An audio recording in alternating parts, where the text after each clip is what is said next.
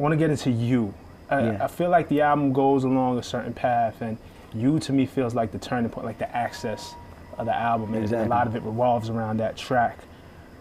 I mean, I'm just gonna get right into it, man. And you know, we know each other. We text each other back and forth sometimes just because it's Tuesday. Yo, how you doing? And I was surprised to hear some of the things that you were saying over here when you talk about depression and reveal suicidal thoughts. And I'm like, is this real? Is there poetic license? Like, where did that come from? What prompted that? I think I've pulled that song not only from previous experiences, but I think my whole life.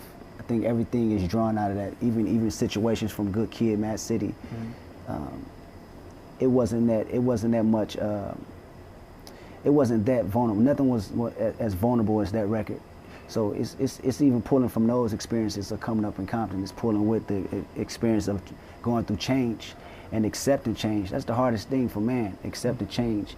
And when I was on that tour bus and things is happening back home in my city or in my family that I can't do nothing about, it's out of my control, I don't can put it in God's hands, I couldn't understand that. And that can draw a thin line, you know, between you having your sanity and you losing it. And this is how artists deteriorate if you don't catch yourself. So with these things happen, my release therapy is writing the music.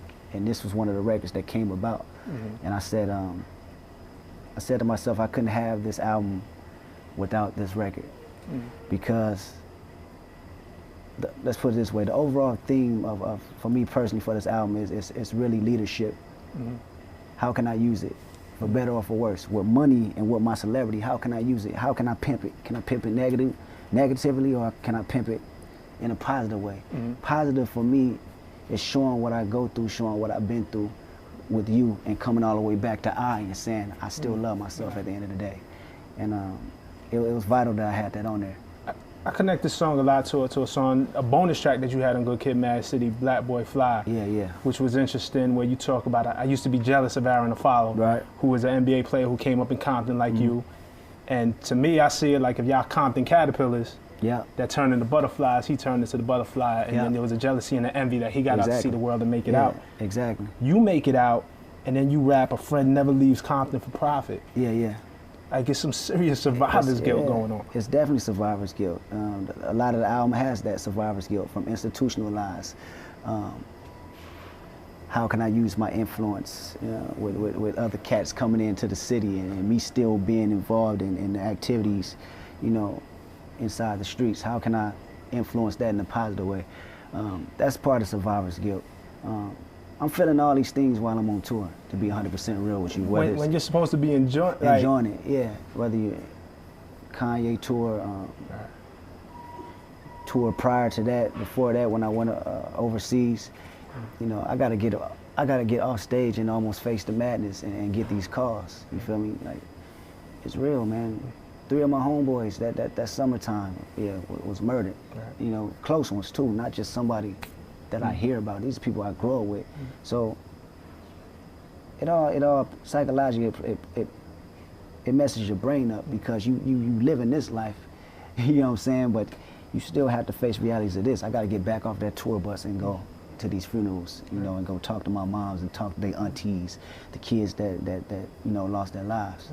And your sister, you talked about your sister being pregnant and not being able to lead her maybe on a path that was more responsible. Even that, you know, from my sister to my little cousins and to other siblings around me that's coming up. How can I be a voice for all these people around the world and can't reach them like I want to? And they're the closest to me. That's a trip. That's truly a trip to me. And everybody go through trials and tribulations and make mistakes, but for me personally, somebody else's mistake, I tend to fault myself. You put a lot of pressure on yourself, man. You put a lot of pressure on yourself. A lot, but you know, I don't know. I can't really have a true reason behind it, but I think this is just how I was raised and how I was born, you know. Okay. Then right after you comes all right. Like, it almost seems, I almost feel guilty for going through something so deep as you, and then in the car the other day, and all right came on right after, and then I'm just like, you know, because it feel like it don't happen that quick. Or when was the realization for you that you gonna be all right, that we gonna be all right? That I'm gonna be all right. The more and more I got to travel, when I went to Africa and I got to see other people's problems, you know, they struggle maybe 10 times harder, you know, and I was raised, you know, crazier than what I was. Going out there really inspired. I wrote a lot of records off the album just by visiting South Africa and being able to move around like I did. And that was the moment I knew, okay, I can either pimp this situation or I can fall victim to it. You know what I mean? And that was a turning point. Okay. How much a dollar costs? Yeah. This is one of those tracks where, and I appreciate you for this as a hip hop fan, there's a couple tracks on there like this, but when you listen to it and you're like, wait, did that just happen? And then you rewind it. Yeah. It's a true story. So. Yeah, I mean, where I was at? Johannesburg. Okay. Johannesburg. And I always flirted with the idea, just my imagination, you know, rolling past people that we consider bums or homeless, and saying to myself, what if that was the moment, you know, this is not a human form, but this is a mortal form of an angel testing your integrity to actually stop, not just give them money, but talk to them. You know what I'm saying? Right. And this was one particular situation where I came across this as evidence, again, being out there. I'm looking at this guy on the side, you know. We stop, we getting gas or whatever, and I'm just ignoring them because from where I come from, these just panhandlers. Yeah, you know? You don't engage. Yeah, I don't engage. I know what you're gonna do with the money. You're gonna smoke it off. You're gonna get some crack or whatever. Even if how much you tell me that you want to do this, when I know what you're gonna do, so I'm not gonna engage in it. But the moment I actually engaged with him, he said, "God bless you. You know, this is your calling." And it blew my mind, like really tripped me out, making me think these are moments in my life deeper than just handing somebody a dollar. These are actually moments of integrity, being able to actually talk to somebody. Me talking to him was simply a thank you from God, you know what I'm saying? Right. And I felt God speaking through him to get at me, you know, and it was really a real trip. And I tend to always bottle these ideas in because I want to share them with the world. And that's how you get a record, like how much a dollar costs. Okay. It's interesting on this album because you talk to God through, you know, you feel like you're talking through God through somebody homeless, maybe a bum. And there's also parts in the album where you speak to Lucy, Lucifer, the devil. So you it's trippy. You see both sides of. Yeah, man. It's when I go inside, I may do an after party.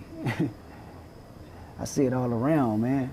I may do an after party, and this is how I'll be able to write these records, because it's not just the positive energy that speaks to me, it's the negative too, it's the evils too, and we all have temptations. Right. You know, me, I'm just fortunate enough to translate them temptations through record. Right.